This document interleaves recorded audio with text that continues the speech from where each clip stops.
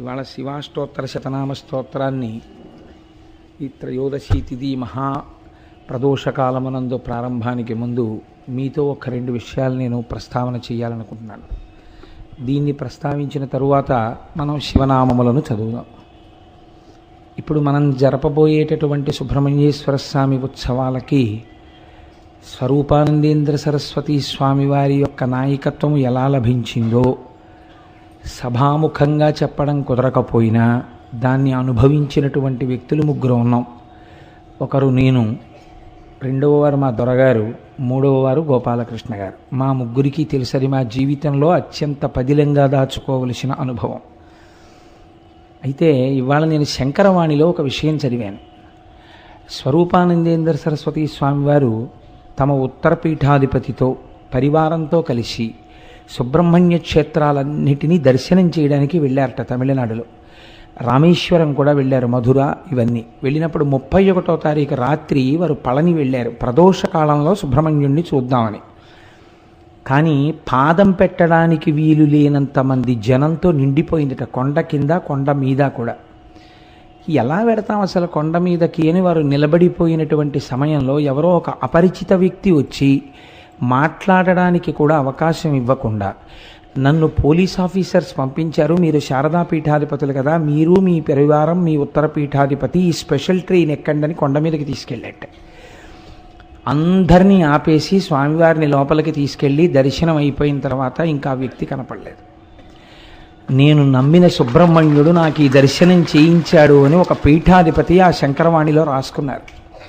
అది నేను ఇవాళ ఆనందం ఆగక కారు దిగ్గానే గోపాలకృష్ణ గారిని కారులో కూర్చోబెట్టి ఆ పుస్తకం ఇచ్చి, గోపాలకృష్ణ గారు మీరు ఆ ఫొటోస్ అది ఓసారి చదవండి అని రెడ్డింగ్తో అండర్లైన్ చేసి ఇచ్చాను.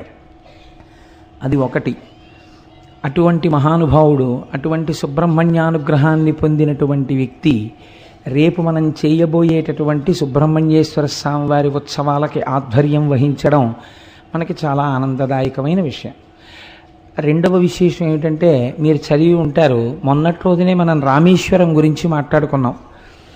ఈ మధ్య కాలంలోనే ప్రభుత్వం ఒక నిర్ణయం తీసుకుందట, ఆ సేతువుని బద్దలగొట్టేద్దామని. సేతువుని బద్దలగొట్టేస్తాము అంటే ఇదే స్వరూపానందేంద్ర సరస్వతి స్వామివారు రామేశ్వరంలో ఆ సేతువు జోలికి వెళ్ళరాదు అని అన్నారట. అది కూడా నేను ఇవాళే చదివాను. ఒక క్రేన్ను, చాలా పెద్ద క్రేన్, మొన్న ఈనాడు పేపర్లో వచ్చింది, నాకు దత్తాత్రేయ స్వామి వారు కూడా చూపించారు. ఆ క్రేన్ వచ్చి ఆ వారధి దగ్గరికి వెళ్ళి పలక ఎత్తబోతే పలకని క్రేన్ ఎత్తడం కాదుట, క్రేన్ విరిగి సముద్రంలో పడిపోయింది. పడిపోతే శాస్త్రవేత్తలు ఇవాళ ముక్కున వేలేసుకుని ఆశ్చర్యపోతున్నారట. ఇది అసలు శాస్త్రవేత్తల ఊహకందనటువంటి విషయం. ఇన్నిటిని ఎత్తినటువంటి ఈ క్రేన్ను ఆ వారధినికి తగిలి ఎలా విరిగిపోయి సముద్రంలో పడిపోయింది అని. ఇప్పుడు ఆ సముద్రంలో పడిపోయిన క్రేన్ ఎత్తడానికి వాళ్ళకి సెంటిమెంట్ అడ్డొచ్చిందేమో, హనుమాన్ అన్న క్రేన్ని విశాఖపట్నం నుంచి తీసుకెళ్తున్నారు. ఇది ఈనాడు పేపర్లో వచ్చింది.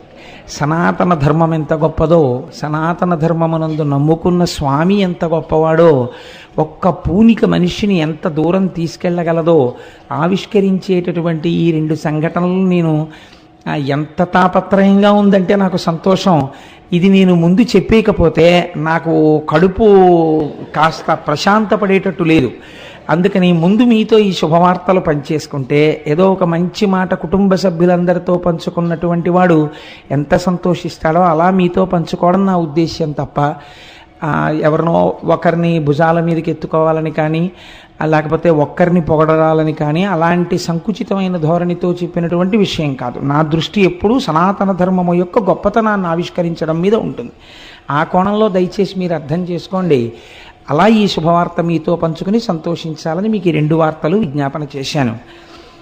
ఇప్పుడు మనం శివాష్టోత్తరం చదువుకుందాం. హరి ఓం. ధవళవపుషమిందోర్మండలే సన్నివిష్టం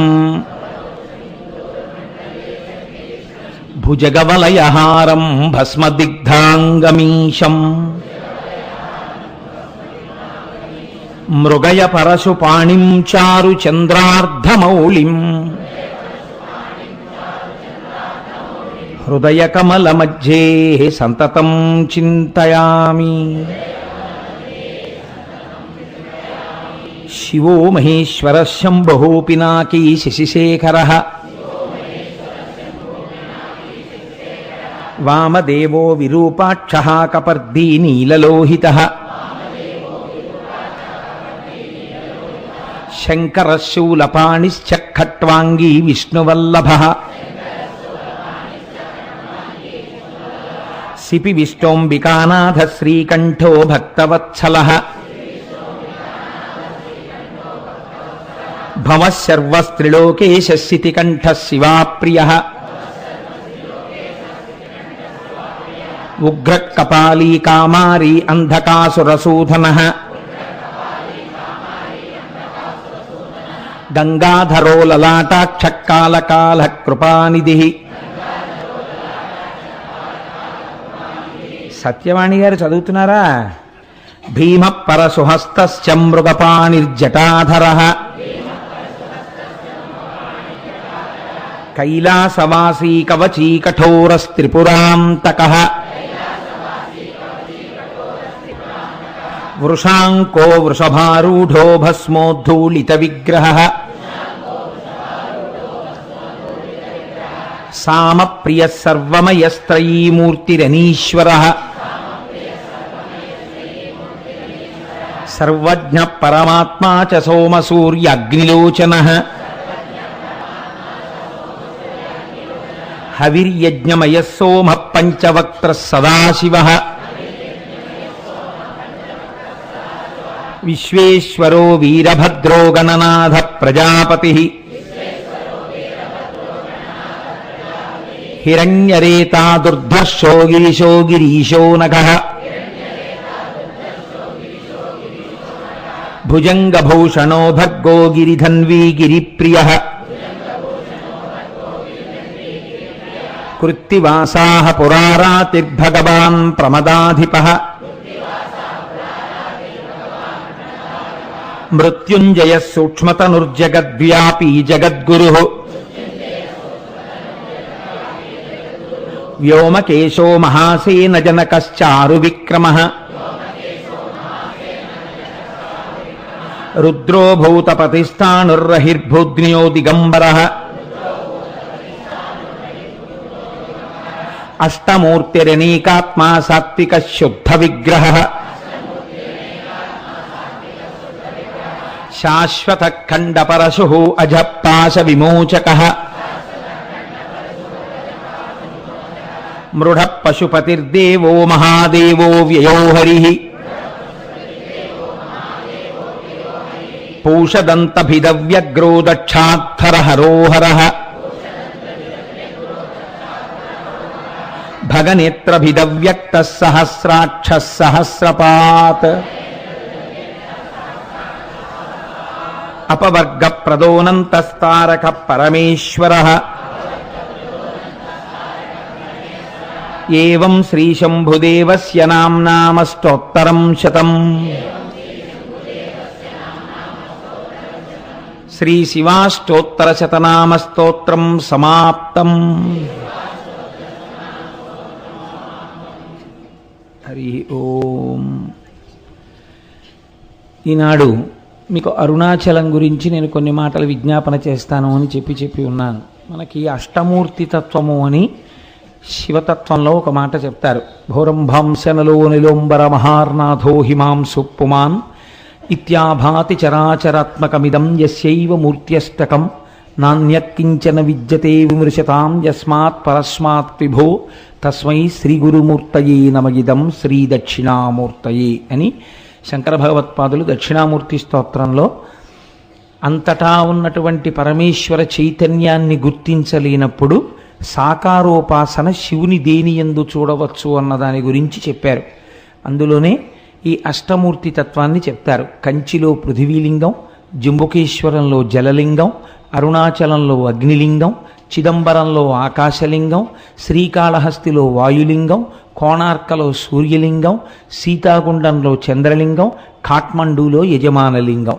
ఈ 8 అష్టమూర్తులు. ఈ 8 కూడా ఈశ్వరుడే.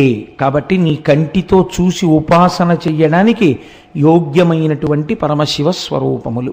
ఇందులో మీకు కంచిలో ఉండేటటువంటి పృథివీలింగం మీకు తెలుసు. ఆ పృథివీలింగం కాంచీపురంలో ఉంది. కాంచీపురంలో ఒక గొప్ప విచిత్రం ఉందండి. కంచిలో 1000 పైచిలకు శివాలయాలు ఉన్నాయి. కానీ కంచి నగరం ఎక్కడ వరకు ఉందో ఆ పరిధిలో ఎక్కడ అమ్మవారు ఉండదు శివాలయంలో. అన్ని శివాలయాలకి కలిపి ఒక్కటే శక్తి కేంద్రం కామాక్షి అమ్మవారి దేవాలయం. ఆఖరికి మసీదులకు సంబంధించినటువంటి ఊరేగింపులు కూడా కంచిలో చిత్రం ఏమిటంటే అమ్మవారి గుడికే ప్రదక్షిణం చేస్తాయి. అన్ని దేవాలయాలకు సంబంధించిన ప్రదక్షిణలు అమ్మవారి గుడిని ప్రదక్షిణంగా పెడతాయి. అంత పవిత్రమైనటువంటి క్షేత్రం కంచి. అసలు ఆ మాటకొస్తే దక్షిణ భారతదేశంలో ఉన్న ఏకైక మోక్షపురి కంచి. ఎందుకంటే అయోధ్య, మధుర, మాయా, కాశీ, కాంచి, అవంతిక, పురి, ద్వారవతి చైవ సప్తైతే మోక్షదాయక. అందులో దక్షిణ భారతదేశంలో ఉన్నది కంచి ఒక్కటే. అక్కడ ఉన్నది పృథివీలింగం. అందుకే మల్లె నూనెతో అభిషేకం, అక్కడ నీటితో చెయ్యరు. రెండవది జంబుకేశ్వరంలో జలలింగం. ఆ శివలింగం దగ్గర జంబుకేశ్వరంలో ఎప్పుడూ నీళ్లు ఊరుతుంటాయి, కానీ ఆ నీటిని ఎవరి మీద ప్రోక్షించడం కానీ అది చెయ్యరు. కాబట్టి నీరు శివుడే అని చెప్పడానికి జలలింగమై ఉన్నాడు. మూడవది చిదంబరంలో ఆకాశలింగం. నేను తరచూ దీని గురించి మీకు చెప్తుంటాను. చిదంబరంలో ఉండేటటువంటి స్వామిని సాకారుడిగా చూడాలంటే కనకసభ అంటారు దాన్ని. అక్కడ నటరాజస్వామిగా చూడాలి. ఒకచో ఒక గమ్మత్తైన విషయం చెప్తారు. నటరాజస్వామి వారికి కాళికాదేవికి పోటీ జరిగింది. ఇద్దరిలో ఎవరు ఎక్కువ తాండవము చేయగలరు అంటే, స్త్రీ చేస్తే తాండవము అనరు, లాస్యము అంటారు. ఎవరు చేయగలరు దీన్ని? నాకు తెలిసినంత వరకు విశాఖపట్నంలో సంపత్ కుమార్ బృందం అని ఒకటి ఉండేది. మహానుభావుడు ఆంధ్రజాలరీ చేస్తుండేవారు ఆయన. నేను ఆ రోజుల్లో విశాఖపట్నంలో ఉద్యోగం చేసేవాడిని. ఇంటికి వచ్చేస్తూ సాంబమూర్తి కళామందిరంలో కూర్చుంటే నిజంగా ఆయన ఆ జాలరీ వేషంలో ఆ పడవ ఆ సముద్రంలో తెడ్డు వేస్తూ వెడుతున్న దృశ్యాన్ని చేసేవారు. అద్భుతం. మహానుభావుడు ఉమాసంపత్ అని ఆయన భార్య గారు ఉండేవారు. వాళ్ళిద్దరూ ఇది చేస్తుండేవారు. ఈ తాండవము, లాస్యము ప్రదోష వేళలో నిజంగా కైలాస పర్వతం మీద ఉన్నట్టుండేది. అది చేసినప్పుడు శంకరుడు ఎలా నర్తిస్తే కాళిక అలా నర్తించింది. అసలు ఇద్దరిలో ఎవరు నటరాజని పిలవాలి అన్న విషయం తేలలేదు. ఈ స్థితికి వెళ్ళిపోయిన స్థితిలో శంకరుడు ఏం చేశాడంటే, ఇంకా అక్కడే పళ్ళెంలో ఉన్న కుంకుమనందు తన బొటనవేలిని ముంచి ఎత్తి కాళికాదేవి యొక్క లలాటమునందు బొట్టు పెట్టాడు అని ఒకచో నేను చదివిన విషయం మీకు ప్రస్తావన చేస్తున్నాను. కానీ స్త్రీ పురుషుడి ముందు అంత పైకి కాలెత్తి లలాటమును తాకదు కనుక సిగ్గుపడి కాళికాదేవి నిలబడిపోయింది. ఇప్పుడు నటరాజమూర్తిగా శంకరుడికి అభిషేకం చేశారు. నటరాజమూర్తి అంటే దాని స్థితి వేరు. అసలు సృష్టి స్థితి ప్రళయకర్తగా శివుడు ఉంటే దాన్ని నటరాజస్వామి అంటారు. ప్రతి కదలిక ఆయనదై ఉంటుంది. అటువంటి నటరాజస్వామిగా కనకసభలో ఉంటాడు. అదే స్వామి ఆకాశలింగంగా అంతరాలయంలో ఉంటాడు. ఆకాశలింగం అంటే మీరు చిదంబరం వెడితే మీ దగ్గర మారేడు దళాలతో ఉన్నటువంటి మాలలు తీసుకుంటారు, తీసుకెళ్ళి ఓ గోడ మీద వేస్తారు. వేస్తే పాపం కొంచెం తెలియని వాళ్ళు ఏం చేస్తారంటే శివలింగం ఎక్కడండి, శివలింగం ఎక్కడండి అని ఇలా ఇలా చూస్తూ ఉంటారు. చూస్తుంటే ఆఖరికి వాళ్ళు ఇంకా పదండి అయిపోయింది పూజ అంటారు. అయిపోయింది పూజ అంటే అసలు శివలింగమే కనపడలేదు. ఇంత దూరం వచ్చిన వాళ్ళు బెంగెట్టుకుని అసలు శివలింగం ఏదండి అంటారు. అంటే వాళ్ళు ఇదే శివలింగం అని గోడ చూపిస్తారు. ఇదేమిటి ఇది శివలింగం ఏమిటి అనుకుని వెళ్ళిపోతే అక్కడ ఉన్న వాళ్ళు అంటారు, అర్థం కాకపోతే అది చిదంబర రహస్యం అండి అంటే. చిదంబర రహస్యం అంటే ఏమిటంటే ఆకాశము అంటే అంతటా వ్యాప్తి చెందినది. అంతటా ఉన్న శివుణ్ణి ఎక్కడున్నాడని మళ్ళీ ప్రత్యేకం మీరు చూపిస్తారు. అందుకని అక్కడ ఏం ఉండదు, గోడ ఉంటుంది, దానికే పూజ అంతే. అంతటా ఉన్నాడు, అది లోపల తెలుసుకుని పూజ చేయడం. కాబట్టి చిదంబరం ఆకాశలింగం, శ్రీకాళహస్తి వాయులింగం మీకు తెలుసు. అక్కడ 2 జ్యోతులు వెలుగుతుంటాయి ఎప్పుడు. మనకి సైన్స్లో ఏమిటంటే ఆక్సిజన్ లేకపోతే దీపం నిధనం అయిపోతుంది అని. అందుకని విదేశీయులకి ఎంతసేపు కూడా మనకి ఉన్నటువంటి ఆరాధనా విధానాన్ని వాళ్ళు హేతువుని చూడడానికి ప్రయత్నించేవారు. కాబట్టి విదేశీ పరిపాలనలో ఏం చేశారంటే శ్రీకాళహస్తిలోకి గాలి రాకుండా దేవాలయాన్ని మూసేశారు. ఆక్సిజన్ అయిపోతుంది కదా, అప్పుడు ఈ దీపాలు ఏమవుతాయో చూద్దామని.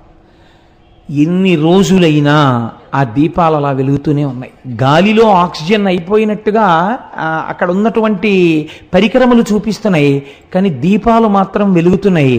ఏ గాలి లేకపోయినా రెండు దీపాలు గాలి కొట్టుకుంటున్నట్టు ఇలా కొట్టుకుంటుంటాయి ఇప్పటికీ. అలా వాయురూపుడైనటువంటి పరమాత్మ శివుడే అని చూపించడం కోసమే శ్రీకాళహస్తిలో వాయులింగం. అందుకే ప్రాణము ఉన్నది, ప్రాణము పోయినది అంటే భవతి, వీడున్నాడు అనడానికి ఏమిటి గుర్తు? ఊపిరి.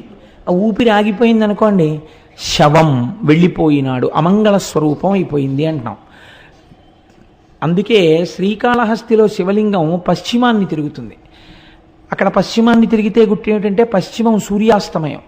శ్రీకాళహస్తి వెళ్ళి నమస్కారం చేసినటువంటి వాడికి ఆఖరి ఊపిరి నడుస్తుండగా ఈశ్వరుడే ఆ ఊపిరిని భగవత్ సంబంధమైన నామముగా మార్చి, వీడు చిట్ట చివరి ఊపిరిలో ఈశ్వరనామం చెప్పాడు కాబట్టి వీడిని నా పాదాల దగ్గర పెట్టుకుంటున్నానని తాను తీసుకుంటాడు. కాబట్టి పశ్చిమానికి తిరిగి శ్రీకాళహస్తిలో ఉంటాడు. అంతర్లీనముగా అది మనకి జరిగే ప్రయోజనం, అది వాయులింగం. కాబట్టి కంచియందు పృథివీలింగం, జంబుకేశ్వరంలో జలలింగం, చిదంబరంలో ఆకాశలింగం, శ్రీకాళహస్తిలో వాయులింగం. పంచభూత లింగాలుగా చూడండి. పోనందాక తిరువణ్ణామలై అంటే అరుణాచలానికి వస్తే అగ్నిలింగం. ఇప్పుడు మీరు ఒక్క విషయాన్ని గమనించండి. పృథివీలింగం అంటే మీకు తెలుస్తోంది పృథివీ, జలలింగం అంటే తెలుస్తోంది నీరు, ఆకాశలింగం అంటే తెలుస్తోంది ఏమీ లేకుండా అంతటా పరమాత్మ ఉన్న స్థితి. అలాగే మీకు వాయులింగం తెలుస్తోంది దీపముల కదలిక చేత. అప్పుడు అగ్నిలింగం అన్న దగ్గర ఏది ఉండాలి? అగ్నిహోత్రం ఉండాలి కదండి. మీరు అరుణాచలంలో శివలింగం దగ్గరికి వెళ్ళి దర్శనం చేసుకున్నారనుకోండి, ఏ ప్రశ్న వెయ్యాలి గురువుని శిష్యులు? అయా, కంచి వెడితే పృథ్వీలింగం ఉందండి, మిగిలిన చోట్ల భూతములు తెలుస్తున్నాయి, మరి ఇక్కడ కూడా అగ్నిహోత్రం ఉండాలి కదండి, ఇక్కడ అగ్నిహోత్రం లేదు కదా, మరి ఇది అగ్నిలింగం అని ఎలా పిలుస్తారు అని అడగాలి కదా. ఇక్కడ రాశీభూతమైన జ్ఞానాగ్ని, అది జ్ఞానాగ్నియే. అందుకే స్కాంద పురాణం అంది జీవి యొక్క ప్రయాణాన్ని, మనుష్య ప్రయాణం అనకండి, జీవుడు లోపల ఉన్న జీవుడు ఎన్ని దేశముల నుండి నే వచ్చినానో నిన్న విన్నారు కదా. ఇదేంటి, ఎందరో రోతల్లులెందరో తండ్రులెందరో తనవారులెందరో సుతులు, ఎంతమంది అయ్యారో ఇప్పటికీ. కాబట్టి ఈ జీవయాత్ర వెళ్ళిపోతూనే ఉంది. ఏ దేశమున నుండి ఈ చటకు వచ్చి తినో, ఏ అమెరికాలో పుట్టామో భోగదేశాల్లో, అదృష్టం కొద్దీ ఇప్పుడు కర్మభూమిలోకి వచ్చాము, పుణ్యభూమిలోకి. ఎక్కడి నుంచి ఇక్కడికి వచ్చానో, మళ్ళీ ఇచట నుండి నే పోదు ఏ దేశమునకు, మళ్ళీ ఎక్కడికి పోతాము. కాబట్టి జీవకోటి యాత్రలో ఒక అడ్డంగా గీత పెడతారట. ఏమా గీత అంటే అరుణాచల ప్రవేశమునకు పూర్వము, అరుణాచల ప్రవేశము తదనంతరము. అరుణాచలేశ్వరుడు దర్శనం పెట్టరు, మీరు జాగ్రత్తగా గుర్తుపెట్టుకోండి. అరుణాచల ప్రవేశమునకు పూర్వము, అసలు అరుణాచలంలోకి ప్రవేశించాడా ఇది చూస్తారు. రెండవది అరుణాచల ప్రవేశమునకు తరువాత, అరుణాచలంలో ఒకసారి ప్రవేశిస్తే ఆ జీవి యొక్క జీవితం ఇంకొకలా ఉంటుంది, అక్కడి నుంచి గీత కొట్టి ఇంకోలా చూస్తారు. కాబట్టి అందరూ అరుణాచలంలోకి ప్రవేశించలేరు, ఇది ఒక సిద్ధాంతం ఉంది. అయితే నాకు దీని గురించి కించిత్ అనుమానం ఉండేది. ఇది ఎప్పుడో ఉంటుంది కదా, ఇప్పుడు రైళ్ళు వచ్చేసాయి, బస్సులు వచ్చేసాయి, అనేకం వచ్చేసాయి, ఇప్పుడు కూడా అలా ప్రతిబంధకాలు ఉంటాయా అని నాకు అనుమానం ఉండేది. నేను మొట్టమొదటిసారి అరుణాచలం వెళ్ళినప్పుడు, ఈ సభలో ఎవరైనా ఉన్నారో లేరో నాతో వచ్చిన వాళ్ళు, శంకరం గారు ఉన్నారేంటే మీరు సాక్ష్యం, అయితే నాకు ఈ అనుమానం ఉండేది. చిత్రం ఏంటంటే, మేము చెన్నై నుంచి అరుణాచలం వెడుతుంటే వ్యాన్ బరస్ట్ అయిపోయింది. బరస్ట్ అయిపోతే దిగిపోయి కూర్చున్నాం. వాడు వెళ్ళి టైర్లు తెచ్చి మళ్ళీ టైర్లు మార్చాడు. మళ్ళీ కొంచెం దూరం వెళ్ళింది, మళ్ళీ బరస్ట్ అయిపోయింది. చీకటి పడిపోతోంది, రోడ్డు మీద నిలబడిపోయాం. మేము అరుణాచలంలోకి ప్రవేశించలేదు. అప్పుడు నాకు అర్థమైంది, ఎన్నున్నా అరుణాచల ప్రవేశానికి ఈశ్వర అనుగ్రహమే కారణం కావాలి అని. అప్పుడు రోడ్డు మీద కూర్చుని భగవన్నామాలు చేసాం. చేసిన తర్వాత చిత్రం ఏంటంటే, ఇంకా ఆగకుండా వ్యాన్లో అరుణాచలం వెళ్ళిపోయి. కాబట్టి అప్పటికీ ఇప్పటికీ అది సత్యమే. ఈశ్వరుడు మాకు వెంటనే వచ్చిన అనుమానాన్ని నివృత్తి చేసేసాడు. కాబట్టి అరుణాచలం అంత పరమపావనమైనటువంటి క్షేత్రం. అయితే ఏమంటే అది కేవలము జ్ఞానాగ్నియేనా? మరి పంచభూతములలో అగ్నికి అప్పుడు ఇంకొక లింగం ఉండాలి కదా అని మీకు అనిపించవచ్చు. చాలామంది పెద్దలు ఏం చెప్తారంటే ఇది సత్యమే. అరుణాచలంలో ఉన్నటువంటి శివలింగమునకు కొంచెం దగ్గరగా కూర్చుంటే అంతరాలయంలో మీకు ఉక్క పోసేసి చెమటలు పట్టేసి ఏదో కొంచెం వేడితోటి సతమతం అయిపోతున్నట్టుగా అనిపిస్తుంది. అది చాలా తీవ్రమైన అగ్ని అనుకోండి, మీరు తట్టుకోలేరు సెగ. అందుకని ఈశ్వరుడు అగ్నిహోత్రము తానే అని అలా నిరూపిస్తూ ఉంటాడు. అటువంటి పరమపావనమైనటువంటి క్షేత్రము ఆ తిరువణ్ణామలైలో ఉన్నటువంటి అరుణాచలేశ్వరుడు. అయితే ఈ అరుణాచలం గురించి ప్రత్యేకముగా నేను ప్రస్తావన చేస్తాను ఇవాళ. రేపు భగవాన్ రమణుల గురించి ప్రస్తావన చేస్తాను అనడం వెనకాతల ఒక ఆర్తి ఉంది. ఎందుకు నేను దాని గురించి ప్రత్యేకం ప్రస్తావన చేస్తాను అని అనవలసి వచ్చిందంటే, మనకి ఒకానొకప్పుడు శంకరుణ్ణి దేవతలు మనుష్యులు అందరూ ప్రార్థన చేస్తే ఆయన ఇచ్చినటువంటి వరములుగా 4 చెప్తారు. దర్శనాత్ అభ్రసదసి, చిదంబరమునందు జ్ఞానముతో దర్శించుట, అంతటా ఈశ్వరుడు ఆకాశరూపుడయ్యున్నాడు అని దర్శనం. అదంత జ్ఞానంతో దర్శనం చేయడం అందరికీ కుదురుతుంది, కుదరకపోతుంది. కాబట్టి ఈశ్వర ఇంకొక మాట చెప్పన్నారు, దర్శనాద్దభ్ర సదసి, చేత కాకపోతే జననాత్ కమలాలయే. కమలాలయే అంటే తిరువారూరు. నువ్వు కమలాలయంలో పుడితే నీకు మోక్షం ఇస్తానన్నాడు స్వామి. చాలా బాగుంది కానండి, పుట్టడం మా చేతిలో ఉందా? ఎక్కడ పుడతాము? కాబట్టి అమ్మ కడుపులో ఉన్న నాకు అమ్మ ఎక్కడుందో ఏం తెలుసు, ఎలా పుడతాను? ఇంకొక మాట చెప్పండి అంటే ఆయన అన్నాడు, పోనీ పుట్టడం నీ చేతిలో లేదు, వృద్ధాప్యం వరకు వచ్చేసిన తర్వాత ఇంకా నా జీవనయాత్ర పూర్తయిపోతోందని నీకు తెలిసిపోతూ ఉంటుందిగా, బాధ్యత అయిపోయిందిగా, కాశీ వెళ్ళిపోతే ఏం చేస్తాను? జననాత్ కమలాలయే కాశ్యాంతో మరణాన్ముక్తి, కాశీలో ప్రాణం వదిలిపెట్టేస్తే మోక్షం ఇచ్చేస్తాను. ఎలా ఇస్తాడో మొన్న మీరు విన్నారు కదా విశ్వేశ్వరలింగంలో, కాశ్యాంతు మరణాన్ముక్తి అంటే వాళ్ళు అన్నారు, ఈశ్వర ఏమో ఈ లోపల వచ్చేస్తే, లేదా మేము కాశీలో ఉండగా మోక్షం వచ్చేటట్టుగా కాశీకి వెళ్ళేంతగా కుటుంబాల్ని వదిలి వెళ్ళగలిగినంత దృఢచిత్తము కలియుగంలో మాకు ఎలా ఉంటుంది? ఈ అనుబంధాలతో వేసారిపోతూ. కాబట్టి అలా వెడతామని నమ్మకం లేదు. ఇంకొక మాట చెప్పండి అంటే స్వామి అన్నారు, ఇంకా ఇంతకన్నా సులభం ఉండదు, ఒక్క మాట చెప్తాను, చెయ్యగలరా? స్మరణాత్ అరుణాచలే, పైకి అనక్కర్లేదు. అరుణాచల శివ అరుణాచల శివ అరుణాచల శివ అరుణ శివ అని మీరు అనక్కర్లేదు. స్మరణాత్, స్మరణము మనస్సుకు సంబంధించినది. మీరిక్కడ అరుణాచల శివుడు అని ఒకసారి తలుచుకుంటే చాలు, పాపరాశి ధ్వంసం చేస్తాను. పోనీ అలా తలుచుకోగలవా? ఇది కూడా కుదరదన్నారు అనుకోండి, ఇంకా నేను మిమ్మల్ని ఉద్ధరించలేనని ఈశ్వరుడితో అనిపించుకోకూడదు కదా, అందుకని తప్పకుండా అన్నారు. స్మరణాత్ అరుణాచలే, కేవలము స్మరించినంత మాత్రం చేత పాపరాశిని ధ్వంసము చేయగలిగినటువంటి క్షేత్రము అరుణాచల క్షేత్రము. ఇక్కడ ఒక గమ్మత్తు ఉంది. మీకు భారతదేశం మొత్తం మీద ఎక్కడా లేనటువంటి రీతిలో అరుణాచలంలో పరమశివుడు 3గా కనపడుతూ ఉంటాడు అని పురాణం చెప్తుంది. 3గా, ఇందులో అరుణాచలం వెళ్ళిన వాళ్ళు చాలామంది ఉన్నారని నేను అనుకుంటున్నాను. నాకు తెలియడం కోసం, సంతోషించడం కోసం, అరుణాచలం వెళ్ళిన వాళ్ళు ఎంతమంది ఉన్నారో ఒక్కసారి చెయ్యెత్తండి సభలో. ఓ చాలామంది ఉన్నారండి వెళ్ళవలసిన వాళ్ళు, చాలా సంతోషం. ఈ మాట ఎప్పుడైనా ఈశ్వరుడు మనందరినీ కలిపి తీసుకెళ్ళుగాక అని సంకల్పం చేద్దాం. స్మరణాత్ అరుణాచలి, ఆ అరుణాచలం దాని గురించి శాస్త్రం ఒక మాట చెప్తుంది. అరుణాచల క్షేత్రమునందు శివుడు 3గా కనపడుతూ ఉంటాడు. అరుణాచలంలో ఒక పెద్ద పర్వతం ఉంది, దాని పేరే అరుణాచలము. అంటే అచలము అని కదండి, అచలం అంటే కొండ. ఒక పెద్ద కొండ ఉంది, దానికి ప్రదక్షిణం చేయాలంటే 14 కిలోమీటర్లు నడవాల్సి ఉంటుంది. ఆ కొండ శివుడే, కొండయే శివుడు అక్కడ. అందుకే మీరు చూస్తే ఒక చిత్రమైన బోర్డులు కనపడుతుంటాయి, absorbed into the lotus feet of Arunachala అని ఉంటాయి. రమణాశ్రమంలో అక్కడే ప్రాణాలు విడిచిపెట్టేసిన వాళ్ళని సమాధులు చేస్తే అక్కడ బోర్డులు పెడతారు, వీళ్ళ పేరు ఇది, absorbed into the lotus feet of Arunachala అంటారు. అరుణాచల పాదములు అని పిలుస్తారు ఆ కొండ కింద ఉన్నటువంటి భాగాన్ని.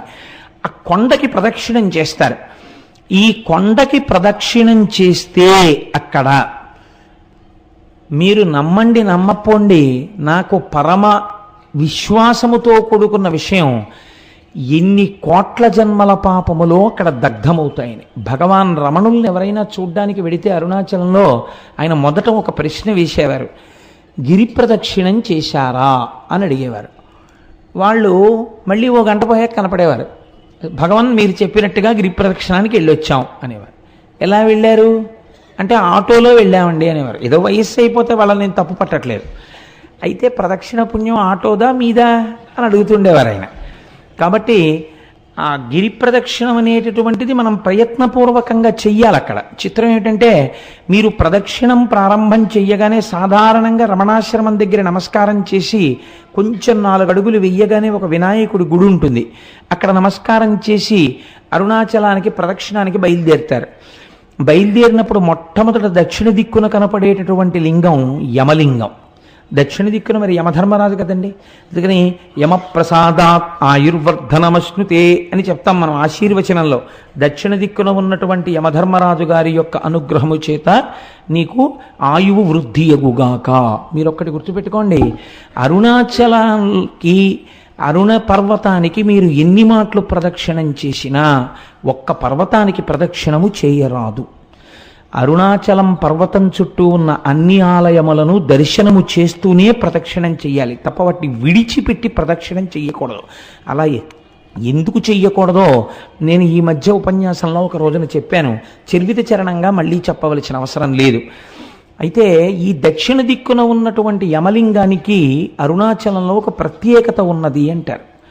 ఏమా ప్రత్యేకత అంటే, ఎముకలు విరిగిపోయినటువంటి వాళ్ళు, ఎముకలు అరిగి బాధపడుతున్న వాళ్ళు అరుణాచలంలో యమలింగ దర్శనం చేస్తే ఆ ఎముకలు చాలా తొందరగా అంటుకుంటాయి. చాలామందికి అలా జరిగాయి సంఘటనలు. మీరు దానికి సంబంధించినటువంటి విషయాల్ని పరిశీలన చేస్తే ఎన్ని సంఘటనలు, ఎన్ని సందర్భాలు ఉంటాయో ఎన్నని పురాణ ప్రవచనంలో తీసుకురాగలం. ఎంతమందికో అలా అంటుకున్న ఎముకలు. కాబట్టి యమలింగమునకు అటువంటి శక్తి ఉన్నది. అరుణాచలంలో మీరు ప్రదక్షిణం చేస్తున్నప్పుడు నైరుతి దిక్కుకి వెళ్ళేటప్పటికి నైరుతి లింగము అని ఒక లింగం ఉంటుంది. ఆ నైరుతి లింగము మీరు వెళ్ళినప్పుడు కొంచెం జాగ్రత్తగా చూడండి, అది రోడ్డు మీదకి కనపడదు, కాస్త లోపలకు ఉంటుంది. మీరు 4 అడుగులు వేసి లోపలికి వెళ్ళాలి. వెడితే ఆ నైరుతి లింగం గురించి పెద్దలు ఏం చెప్తారంటే, మనస్సు చాలా తొందరగా నిలకడని పొందగలిగినటువంటి పరమశక్తివంతమైన ప్రదేశము నైరుతి లింగము అని చెప్తారు. నైరుతి లింగం దగ్గర కూర్చుని కాసేపు ధ్యానం చేసుకోవడమో, నైరుతి లింగం దగ్గర కూర్చుని ఒక శ్లోకమో, ఒక పద్యమో, ఒక శివ సందర్భమో చెప్పుకోవాలి. నేను ఎప్పుడు అరుణాచలం వెళ్ళినా నాతో పాటు ఎవరో భక్తులు ఏదో పాపం వీడితో పెడితే ఏదో చెప్తాడని ఆశ, నాకేం తెలుసు కనుక వస్తూ ఉంటారు. వస్తే తప్పకుండా నైరుతి లింగం దగ్గర కూర్చుని ఏదో ఒకటి చెప్పి బయలుదేరుతుంటాం. మొన్న వెళ్ళినప్పుడు కూడా మేము అలాగే చేసాం ప్రదక్షిణం. కాబట్టి ఆ నైరుతి లింగం దగ్గరే కావ్యకంఠ గణపతి ముని తపస్సు చేశారు. తపస్సు చేసినప్పుడు ఒక ఆశ్చర్యకరమైన సంఘటన జరిగింది. వారు తపస్సుకు కూర్చునే ముందు వారు ఒక నిర్ణయం తీసుకుని నైరుతి లింగానికి చెప్పారు, ఈశ్వర, నా తపస్సు సిద్ధించే వరకు నేను ఈ ప్రదేశమును విడిచిపెట్టి వెళ్ళను అని. ఒక చిన్న గదిలా ఉంటుంది ఆ లింగానికి ముందు, అందులో ఒక గుడ్డల మూట ఒకటి ఉండేది. ఆయన ఆ గదిలో కూర్చుని రాత్రి 11:30-12 వరకు తపస్సు చేసేవారు. చేసి ఒక్క గ్లాసుడు పాలు అక్కడ ఎవరైనా పెడితే ఆ పాలు తాగి పడుకునేవారు అక్కడే. మళ్ళీ తెల్లవారకట్ట లేచి ఆ బాహ్యాంతర శౌచములు సిద్ధింప చేసుకుని మళ్ళీ తపస్సు కూర్చునేవారు. కావ్యకంఠులు అలా తపస్సు చేస్తుండగా ఒక ఆశ్చర్యకరమైన సంఘటన జరిగింది. అరుణాచలేశ్వరుడు యొక్క రథం అరుణగిరికి ప్రదక్షిణంగా వెడుతోంది, దేవాలయానికి ప్రదక్షిణంగా వెడుతోంది. వెడుతున్నప్పుడు ఒక అన్న సంతర్పణ చేసేటటువంటి ఒక సత్రవుకి, ఒక వేద పాఠశాలకి మధ్యలో పరమ నునుపైన నేల మీద ఆ రథం ఆగిపోయింది. అలా 9 రోజులు వెళ్ళాలి ఆ రథం. అది 6వ రోజున ఆగిపోయింది. ఆగిపోతే రాత్రి 12 గంటల వరకు తోశారు. తిరువణ్ణామలైలో ఉన్న జనాభా అందరూ పట్టుకులాగారు రథాన్ని. అంగుళం కూడా రథం కదలలేదు. ఏం చెయ్యాలో అర్థం కాలేదు. లాగి లాగి లాగి లాగి అర్చకులు కూడా విసిగిపోయి ఎన్ని క్షమార్పణలు చెప్పాలో అన్ని చెప్పారు.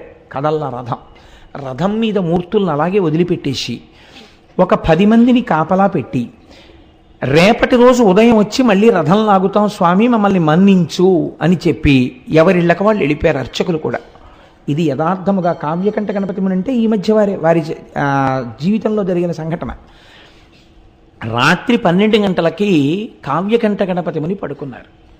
పడుకుంటే అరుణాచలేశ్వరుడికి అర్చకత్వం చేసే ప్రధాన అర్చకుడు ఆయనకి స్వప్నంలో దర్శనమిచ్చాడు. ఇచ్చి ఈశ్వరాజ్ఞ చేత రథం ఆగిపోయింది, ఈశ్వరుడు ఏం కోరుకుంటున్నాడంటే మీ యొక్క తపస్సుని లోకమునకు తెలియచెయ్యాలనుకుంటున్నాడు, మీ వాక్కు యొక్క ప్రామాణ్యము తెలియచెయ్యాలనుకుంటున్నాడు. అది అసలు రహస్యం. కనుక మీరు వచ్చి చెయ్యేస్తే తప్ప అరుణాచలేశ్వరుడి రథము నడవదు. కాబట్టి ఉత్తర క్షణం మీరు గుడి విడిచిపెట్టి రండి అని వినపడింది. వినపడితే ఆయన గభాలను లేచి ఇది స్వప్నంలా అనిపించట్లేదు, యథార్థంగా జరిగినట్టుందని చూస్తే చిమ్మ చీకటి.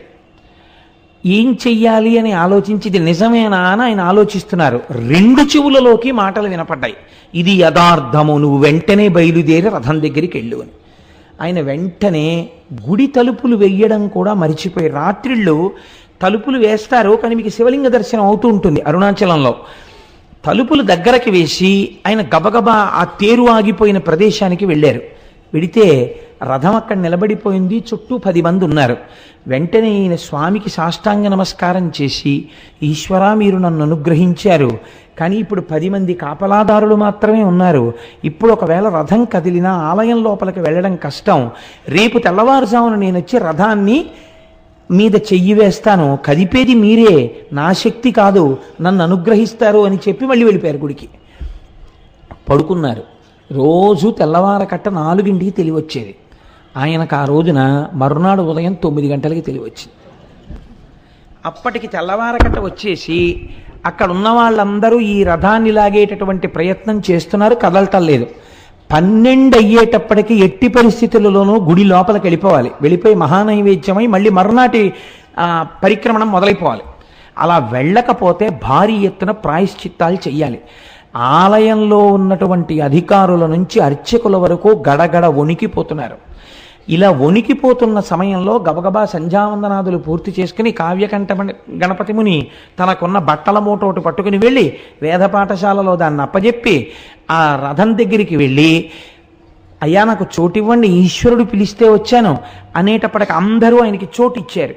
ఆయన 2 మోకుల మధ్యలోకి వెళ్ళి సాష్టాంగ నమస్కారం చేసి, అరుణాచలేశ్వర నువ్వు పిలిస్తే నేను వచ్చాను, నువ్వు చెప్పిన మాట నిలబెట్టు అని కుడి చెయ్యి వేసి, ఇలా ఉంటారు కావ్యకంఠ గణపతి ముని, కుడి చెయ్యి వేసి ఇలా అన్నారు. అంతే. చాలామంది కలిపి తేలిక వాహనాన్ని లాగేస్తే ఒక్కసారి ఎలా దూకుతుందో, అలవాట్లేనివాడు ఫస్ట్ గేర్ వేసేసి యాక్సిలేటర్ వదిలేస్తే బండి ఎలా దూకుతుందో అలా ఒక దూకింది అరుణాచలం రథం. దూకి గుళ్ళోకి వెళ్ళిపోయింది. వెంటనే ఎవరు రాయి బక్కబాపడు, ఎవరింతటి మహాత్ముడు, ఈయన్ని ఎలాగైనా పట్టుకోవాలనుకుని చూశారు. చిత్రం ఏమిటంటే మహాత్ములైనటువంటి వారు గుర్తింపుల కోసం వెంపర్లాడరు. వాళ్ళు చూసేటప్పటికే సందులు గొంతుల్లో పడైన వెళ్ళిపోయారు, ఎవ్వరికీ కనపడలేదు. అరుణాచలేశ్వరుడు కావ్యకంఠ గణపతి ముని యొక్క తపస్సుకి తొందరగా పలికినటువంటి ప్రదేశం నైరుతిలింగ స్థానం. కాబట్టి ఆ నైరుతిలింగం దగ్గరికి వెళ్ళినప్పుడు మనం ప్రత్యేకించి అరుణాచలేశ్వర నీ అనుగ్రహాన్ని మా యందు ప్రసరించు అని మనం చక్కగా అక్కడ నమస్కారం చేసుకోవాలి.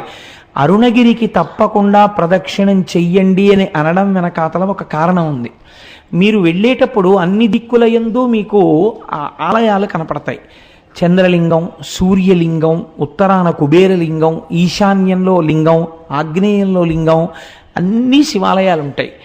ఉత్తరలింగాన్ని కుబేరలింగం అని పిలుస్తారు. ఉత్తరలింగం దగ్గరికి వెళ్ళి మీరు ప్రార్థన చేశారనుకోండి, ఐశ్వర్య సంపత్తి కలుగుతుంది. మీరు చూడండి, సాధారణంగా మనకి ఆశీర్వచనం చేస్తారు. మీరు ఏదైనా ఒక పెద్ద పూజ కానీ, ఇష్టి కానీ, వ్రతం కానీ పూర్తి చేశారనుకోండి, ఆశీర్వచనం చేసేటప్పుడు ఒక మాట చెప్తారు. ఏదో నైరుతి దిగ్భాగే వరుణో దేవత వరుణ ప్రసాదాత్ పుత్రపౌత్రాభివర్ధనమశ్నుతే. ఆ నైరుతి దిక్కున ఉన్నటువంటి ఏదో పశ్చిమ దిగ్భాగే, పశ్చిమ దిక్కున ఉన్నవాడు వరుణుడు, ఆ వరుణుని యొక్క అనుగ్రహము చేత ఈయనకి పుత్రపౌత్రాభివృద్ధి కలుగుగాక అని. అలాగే మనకి మహన్యాసం చేసేటప్పుడు మనం ఇలా వెనక్కి తిరిగి ఓ నమస్కారం, ఇలా ఓ నమస్కారం, ఇలా ఓ నమస్కారం, ఇలా ఓ నమస్కారం అర్చక స్వామి చేస్తుంటారు. ఆయన్ని చూస్తూ ఆయన ఎడి తిరుగుతున్నాడు, అలా మనం ఇలా ఇలా ఇలా తిరుగుతూ ఉంటాం తప్ప మంత్రంతో సమన్వయం మనకి జరగదు లోపల. ఎందుకంటే మనకి సరిగ్గా అర్థం కాదు, అలా అర్థమయ్యేటట్టు చెప్పేవాళ్ళు లేరు. కాబట్టి ఏమైపోతుందంటే ఉట్టినే పాపం అలా అలా తిరుగుతుంటాడు, ఆయన భక్తి అయింది. కానీ మీకు తెలియకుండానే మీరు అరుణగిరికి ప్రదక్షిణం చేసేటప్పుడు అన్ని దిక్కుల నుండి మీరు ఏం కోరుకుంటున్నారో అవి ఇయ్యగలిగినటువంటి దిక్పాలకులకు శాసకుడై ఉన్నటువంటి పరమశివుని యొక్క దర్శనం మీకు అన్ని దిక్కులా కలుగుతుంది. కలగడం వల్ల ఇహమునందు మీకు సమస్త సమృద్ధి కటాక్షింపబడుతుంది. కాబట్టి అరుణాచల లింగానికి, అరుణాచలేశ్వరుడికి, ఆ కొండకి ప్రదక్షిణం చెయ్యడంలో అంత విశేషమైన ప్రాముఖ్యం. కొన్ని చెప్పకపోతే నాకు కడుపుబ్బ తీరదు, అదొక విర్రి నాకు. కాబట్టి చెప్తాను, ఇది కూడా చెప్పాలా అని అనుకోకండి. మనం పశ్చిమ దిక్కుకు వెళ్ళినప్పుడు ఆది అన్నామలై అని ఒక క్షేత్రం ఉంటుంది, ఒక దేవాలయం, శివాలయం ఉంది. ఆ ఆది అన్నామలై క్షేత్రం దేవాలయం దగ్గరికి వెళ్ళేటప్పటికే ఈసారి మేము కనుమ పండుగ నాడు వెళ్ళాం. చక్క పెద్ద పెద్ద ముగ్గులేసి గొబ్బిళ్ళు పెట్టి గుమ్మిడి పూలు పెట్టారు. పెడితే మా వాళ్ళు వచ్చిన భక్తుల్లో కొంతమందికి మంచి మంచి పాటలు వచ్చు, గొబ్బిళ్ళ పాటలు. ఆ గొబ్బిళ్ళ పాటలు పాడుతుంటే మాతో వచ్చిన వాళ్ళందరూ ఆ గొబ్బిళ్ళకి చక్కగా నాట్యం చేస్తూ కన్నెపిల్లలకి మంచి భర్తలు రావాలని ప్రదక్షిణాలు చేయించి పాటలు పాడించి ఎంత ముచ్చట్లాడామో, ఎంత సంతోషం పడ్డామో శివుడి సన్నిధానంలో పండగ చేసుకుంటూ. అసలు కనుమ అంటే మీరు అరుణాచలంలో చూడాలి. పశువుకి పూజ కదండి. పశు రూపంలో నిలబడిన వాడెవరు? నందీశ్వరుడు. మీరు చూసి తీరాలి. మొన్న కనుమ పండుగ నాడు నాతో వచ్చిన వాళ్ళందరూ ఇక్కడే ఉన్నారు. వీళ్ళందరూ అయితే ఎంత పొంగిపోయారంటే, కోటేశ్వరారు ఎలాగో శివమహాపురాణం జరుగుతోంది కదా, మా అచ్చయ్య శాస్త్రి గారు అయితే ఎంత ముచ్చటపడిపోయారంటే, కోటేశ్వరారు నేను పెద్ద నందించి ఏం చేస్తాను, కనుమ నాడు మన అందరం ఇక్కడ చేసినట్టే అలంకారం చేద్దామా అండి అని అడిగారు. మీకు చిత్రం తెలుసా? అరిసెల దండల దగ్గర నుంచి, కజ్జికాయల దండల దగ్గర నుంచి, 5 స్టార్ చాక్లెట్ల దగ్గర నుంచి, కాయగూరల దగ్గర నుంచి, ఏమ్మా పాప్కారం దండల దగ్గర నుంచి నందీశ్వరుడికి అలంకారం చేసేస్తారు. చక్కగా శీకాకాయ రసంతో ఆయనకి అభిషేకం చేసి రుద్రంతో కడిగి, తెల్లవారకట నుంచి ఉంటే అవి కూడా చూడొచ్చు, చక్కగా స్వామికి అభిషేకం చేసి తైలమర్దనం చేసి అలంకారం చేస్తారు. చూసి తీరాలి. ఏమో ఈశ్వరుడు అనుగ్రహిస్తే సర్వసమర్థులైన వాళ్ళు గోపాలకృష్ణ గారు, దొరగారు, ఇలాంటి వాళ్ళు అందరూ ఉన్నారు కాబట్టి ఇక్కడ నానాజీ గారును నందికేశ్వర చరిత్ర చెప్పినప్పుడు నందీశ్వరుణ్ణి అలా అలంకరించే ప్రయత్నం చేద్దాం ఒకసారి. ఇక్కడ మేము ఒక్కళ్ళమే అనుభవించడమే, మీరు కూడా అలా నందీశ్వరుణ్ణి ఎలా అలంకారం చేస్తారో చూద్దురు. కానీ అక్కడ చూడగానే ఆ రోజున నాతో పాటు ఉన్న వాళ్ళందరూ రిజర్వ్ చేసేసుకున్నారు. జంతికల దండలు మావంటే, చకోడీల దండలు మావంటే, కజ్జికాయల దండలు మావంటే వాళ్ళు చూశారు కాబట్టి వాళ్ళు అవన్నీ రిజర్వ్ చేసుకున్నారు కూడా. కాబట్టి అన్నమాట ఉత్తినేందుకు పోవాలి, వాళ్ళ అలంకారం కూడా చేస్తారు. నందికేశ్వర చరిత్ర చెప్పిన రోజున వీలైతే బసవయ్యని మనం ఇక్కడ అలా అలంకారం చేసి ప్రదక్షిణం చేసి నమస్కరిద్దాం. కనుక ఏమిటో ఎటు నుంచి ఎటుపోతుందో ప్రసంగం. నైరుతి దిక్కున ఉన్నటువంటి ఆ స్వామి యొక్క దర్శనము కావ్యకంఠ గణపతి మునికంతటి కటాక్షాన్ని అనుగ్రహించింది. ఆ అరుణాచలేశ్వరుడికి చేసినటువంటి ప్రదక్షిణం మనకి ఇహమునందే కాదు, పరమనందు సుఖాన్ని, మోక్షమును కూడా ఇవ్వగలదు. ఎందుకు ప్రదక్షిణం చెయ్యాలి? కేవలం కాళ్ళతో నడిస్తే పాపం పోతుందా? అలా ఎలా పోతుందని అడిగేవారు. అడిగితే భగవాన్ రమణులు ఒక మాట చెప్తుండేవారు. వారు చెప్పినది సాధికారికం కదా. ప్రదక్షిణం అనగా సమస్త పాపరాశిని ధ్వంసము చేయుట.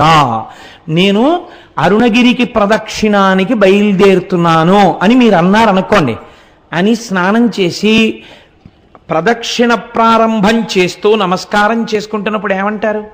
ఈశ్వర, ఈ ప్రదక్షిణం ఏ విఘ్నం లేకుండా నా ఒంటి యందు శక్తి నిలబడి నేను చక్కగా చేసుకునేటట్టు అనుగ్రహించు అని మీరు మొదటి అడుగు తీసి ఇలా వెయ్యగానేట అంత పెద్ద స్థూల రూపుడైన పరమశివుడికి ప్రదక్షిణానికి మీరు ప్రయత్నపూర్వకంగా ఒక అడుగు పెట్టారు కనుక అడుగు ఇలా తీసి వెయ్యగానే పాపరాశిని ధ్వంసం చేసేస్తాట.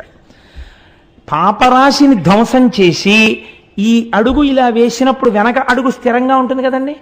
మళ్ళీ రెండో కాలు ఇలా పైకి లేవగానే ఎవరు శివుడని నమ్మి మొదలు పెట్టారో వాళ్ళు ఏది జీవితంలో జరగాలని కోరుకుంటున్నారో దాన్ని ఇచ్చేస్తట. కాబట్టి పాపరాశి ధ్వంసమగుట, కోర్కె తీరుట.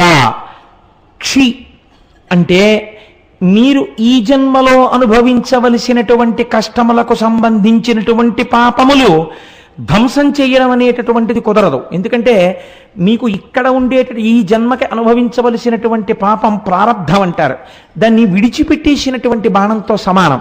కాబట్టి మీకు ఇప్పటికి ఏర్పడిపోయి ఉన్నటువంటి ఆగామి ఫలితం ఏదుందో దాన్నంతటినీ ధ్వంసం చేసి రాబో జన్మలకి కూడా ఏర్పడవలసినటువంటిది ఈ జన్మలో బ్రహ్మగారి రాత చేత ఏర్పడబోతున్న దాన్ని కూడా ధ్వంసం చేస్తారట. అంటే ఇంకా అలా చేయడం వల్ల అరుణగిరికి ప్రదక్షిణం చేసినటువంటి వాడికి పాపము పుణ్యము ఉండదు కనుక వాడు మోక్షమునకు అధికారి అగుచున్నాడు. కాబట్టి అరుణగిరికి ప్రదక్షిణం చెయ్యడం అనేటటువంటిది అంత పరమపావనమైన విషయమని, తప్పకుండా గిరి ప్రదక్షిణం చెయ్యాలని మనకి మహానుభావుడైనటువంటి భగవాన్ రమణులు నిర్దేశించిన విషయం, స్కాంద పురాణం నిర్దేశించినటువంటి విషయం. అయితే చిత్రం ఒకటి ఉంది. అరుణాచలంలో 3 యోజనముల దూరము వరకు ఏ విధమైనటువంటి దీక్షకి సంబంధించిన నియమములు లేవు. మీకు శ్రద్ధ అని ఒక వాక్యం ఉంటుంది పురాణంలో. పురాణమే కాదు, మీరు శృతి యందు కూడా శ్రద్ధ అని ఒక మాట వాడతారు. శ్రద్ధ అంటే ఏమిటో తెలుసా అండి? మీకు ఇక్కడ నీవు ఇలా ఉండవచ్చు అన్నప్పుడు నమ్మి మీరు అలా ఉండాలి అని శాస్త్రం అంటుంది. మీరు ఇలా ఉండు అని చెప్పినప్పుడు నేను అలా ఉండను అని మీరు అన్నారనుకోండి, మీ అంత మీరుగా కొన్ని సిద్ధాంతాలని తీశారనుకోండి, అది ఆ క్షేత్రము యొక్క ప్రమాణమును అవమానించుట, చెయ్యకూడదు. అందుకే రమణులంతటి వారు అమ్మగారు నేను ఇక్కడ ఉల్లిపాయలు తిన్నంటే ఈవిడ ఉల్లిపాయ తింటే ఈవిడ మోక్షానికి అడ్డొస్తుందిట అనేవారు. 3 యోజనముల దూరంలో అక్కడ ఏ విధమైనటువంటి దీక్షా నియమములు లేవు. ఇది ఎంతవరకు నిరూపణమైందో తెలుసా అండి? భగవాన్ రమణులు ఒక తెల్లటి గోచి మాత్రమే పెట్టుకునేవారు. వారు గోచి పెట్టుకుని స్కందాశ్రమంలో ఉండగా ఒకానొకప్పుడు శృంగేరి పీఠం నుంచి కొంతమంది పండితులు వచ్చారు. వచ్చి, అయ్యా మీరు వివాహం లేదు, మీకు సంసారం లేదు, మీరు సన్యాసి యొక్క జీవితాన్నే గడుపుతున్నారు, కాబట్టి మీరు కనీసంలో కనీసం పోనీ కాషాయాంబరములను ధరించకపోయినా పెట్టుకున్నటువంటి గోచి తెల్లది కాకుండా కాషాయం రంగు గోచి పెట్టుకుంటే బాగుంటుంది. అందుకే జ్ఞానముతో నిండినటువంటి వారు కాబట్టే సన్యాసి శరీరాన్ని విడిచిపెడితే ఇక దహనం చేయరు. అది జ్ఞానాగ్నితో కూడిన శరీరం కాబట్టి భూస్థాపితం చేస్తారు. కాబట్టి ఇప్పుడు మీరు కాషాయముతో ఉన్న గోచి పెట్టుకోండి అని అడిగారు. అడిగితే భగవాన్ నవ్వి అన్నారు, అలా కాదు, ఈ అరుణాచలం కొండకి 3 యోజనముల వరకు ఏ దీక్షకు సంబంధించిన నియమము లేదు, కాబట్టి తెల్లటి గోచి పెట్టుకున్నా దోషం లేదు అన్నారు. అంటే వాళ్ళు అన్నారు, మీరు అలా కాదు, కొంచెం ఆలోచించండి, మీరు నడుపుతున్న జీవితానికి తెల్లటి గోచి పెట్టుకోవడం అంత బాగులేదు, కాషాయం గోచి పెట్టుకుంటే బాగుంటుంది అని వారు భోజనానికి కిందకి దిగి వెళ్ళిపోయారు. ఎక్కడ నుంచి వచ్చాడో ఒక పరమ వృద్ధుడు ఒక ఆయన ఒక పుస్తకాల మూట మోసుకొచ్చాడు, రమణుల దగ్గర పెట్టాడు. నేను ఇప్పుడే స్నానం చేసి వస్తాను, ఈ పుస్తకాల మూట చూస్తుండు అని చెప్పి వెళ్ళిపోయాడు. శృంగగిరి నుంచి వచ్చినటువంటి పండితులు కిందకి వెళ్ళి స్నానం చేసి భోజనం చేసి మళ్ళీ కొండ మీదకి వచ్చారు రమణుల దగ్గరికి. వచ్చేటప్పటికి పుస్తకాల మూట అక్కడుంది, పైనున్న పుస్తకం ఎగురుతోంది. ఎగురుతున్న పేజీ దగ్గర ఏమిటి పుస్తకాలు అని వాళ్ళు ఇలా పేజీ మీద చెయ్యి వేసి చూశారు. చూస్తే దాని అనువాద పద్యాన్ని మీకు నేను వినిపిస్తున్నాను. అందులో ఉంది, యోజనంబులు 3 నిచట వాసమొనరించు వారగు వరనరులకు ఉండకున్నను దీక్షాదులొకటి అయిన ఆశరహిత మత్సాయుజ్య ప్రాప్తి సిద్ధ ఈశుడగు నాయాజ్ఞచే నెలమిమీరా. ఇది ఈశ్వరాజ్ఞ. ఇక్కడ దీక్షా నియమములు ఏమీ లేవు. ఇక్కడ కొండకి 3 యోజనముల పరిధిలో ఎటువంటి దీక్షలో లేకపోయినా ఈ కొండ యొక్క అగ్ని ప్రసరణము చేత వారు మోక్షమునకు అధికారులగుచున్నారు. కాబట్టి వాళ్ళది చూసి తెల్లబోయి ఇప్పటికిప్పుడు ఈ పుస్తకం ఎక్కడి నుంచి వచ్చిందంటే రమణులు అన్నారు, ఏమో ఎవరో వృద్ధులు తెచ్చి అక్కడ పెట్టారు, వారు మీలాగే స్నానం చేసి వస్తానని వెళ్ళారన్నారు. ఆ వృద్ధుడు తిరిగి రాలేదు. కానీ ఈ పద్యాన్ని చూసినటువంటి పెద్దలు మాత్రం రమణులు తెల్లటి గోచి పెట్టుకోవడం వెనకాతల పరమసత్యం ఉంది అని తిరిగి వెళ్ళిపోయారు. అలా నిరూపించినటువంటిది ఆ అరుణగిరికి ఉన్నటువంటి గొప్పతనాన్ని నిరూపించిన సంఘటన అక్కడ జరిగింది. మీరు అరుణాచల క్షేత్రంలో స్వామి దర్శనానికి వెడితే సాధారణంగా తూర్పు గోపురంలోంచి ప్రవేశిస్తాం. తూర్పు గోపురాన్ని శ్రీకృష్ణదేవరాయలు నిర్మాణం చేశారు. మనకి ఎక్కడికి వెళ్ళండి శ్రీకృష్ణదేవరాయల యొక్క ప్రమేయం లేనటువంటి క్షేత్రం ఉండదు. మీరు తెలిసి కానీ తెలియక కానీ వెడితే మనకి, నేను మొన్న గుంటూరు ప్రసంగాలకు వెళ్ళినప్పుడు వారు నన్ను ఒక క్షేత్రానికి తీసుకెళ్లారు.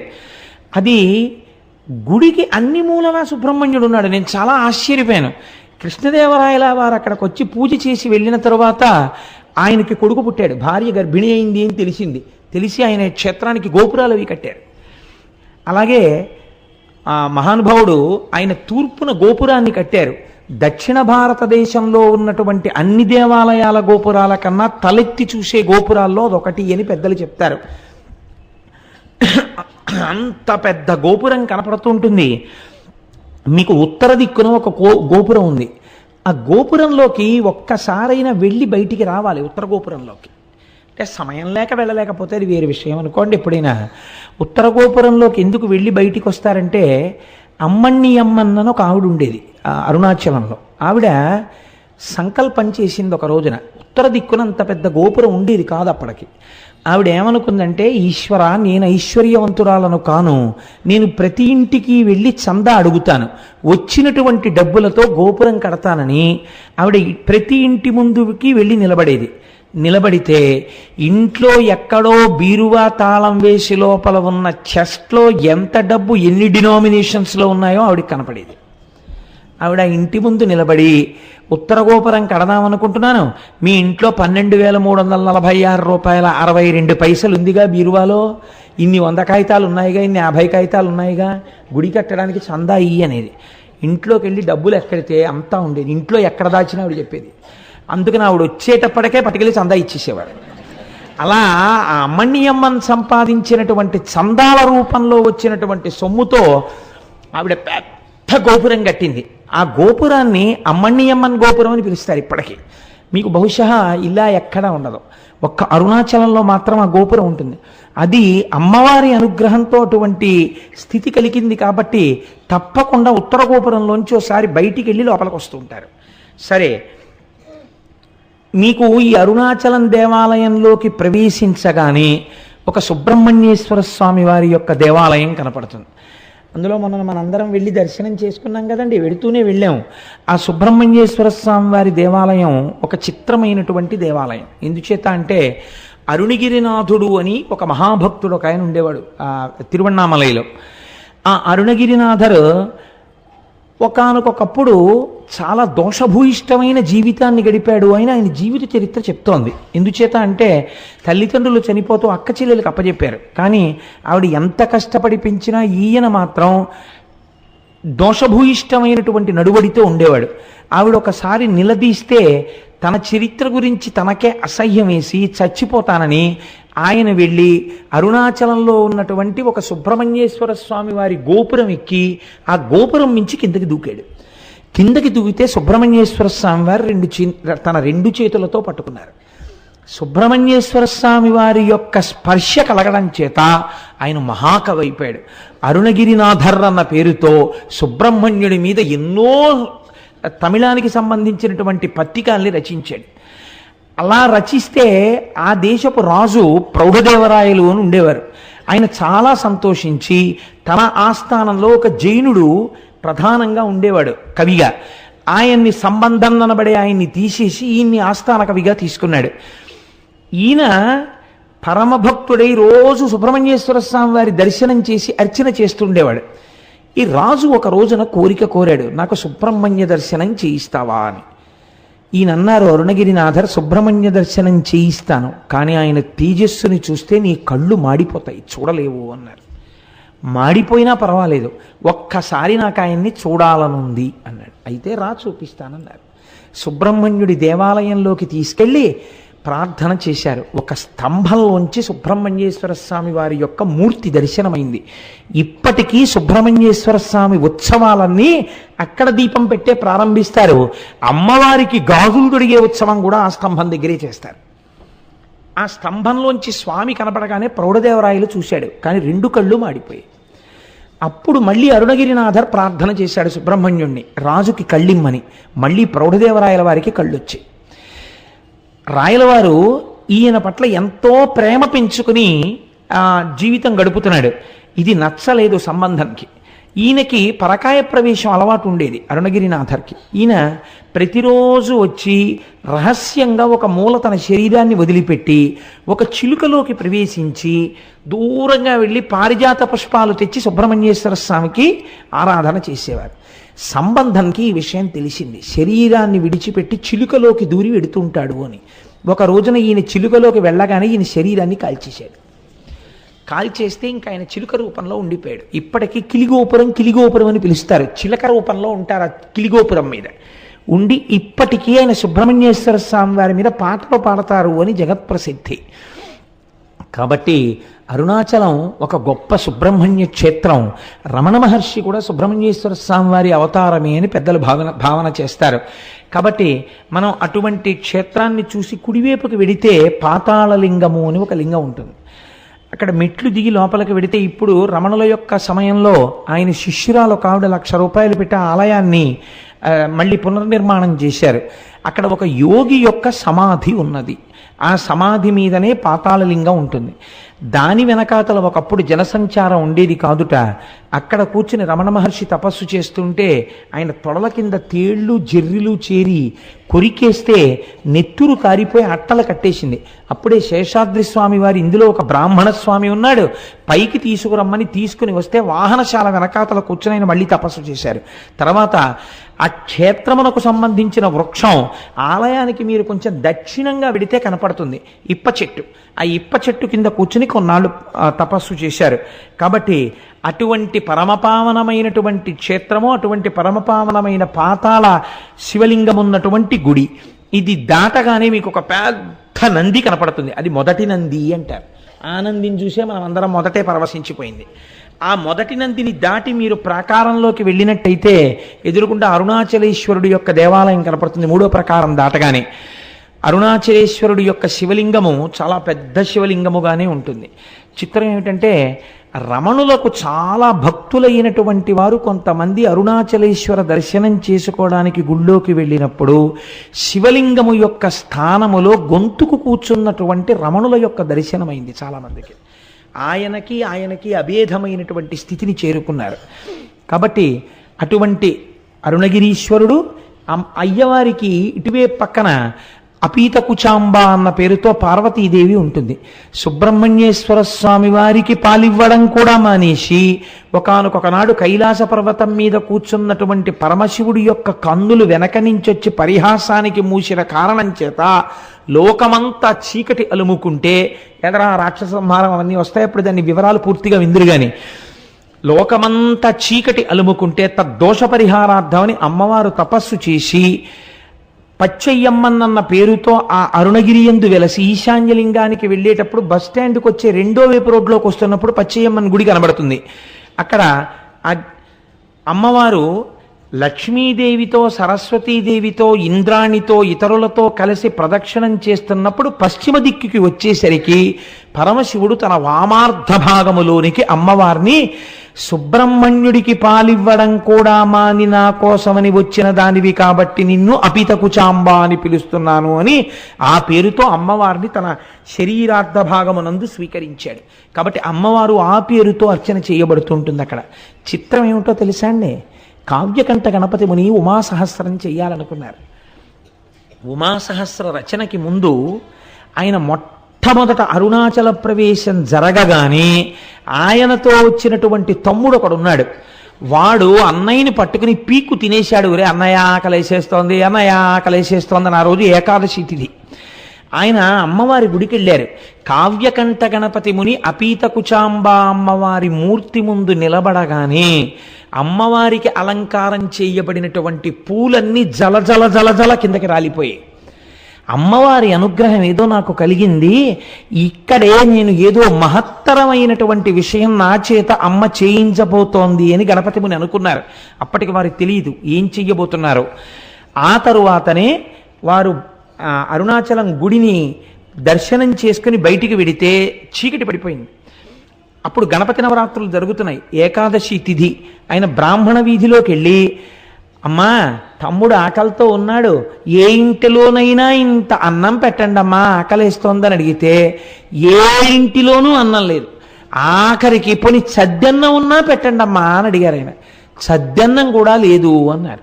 ఇదేమిటి ఇలా తయారైంది అనుకుంటూ ఆయన బాధతో నడుస్తున్నారు, ఏదో శ్లోకం పైకి చదువుకుంటూ.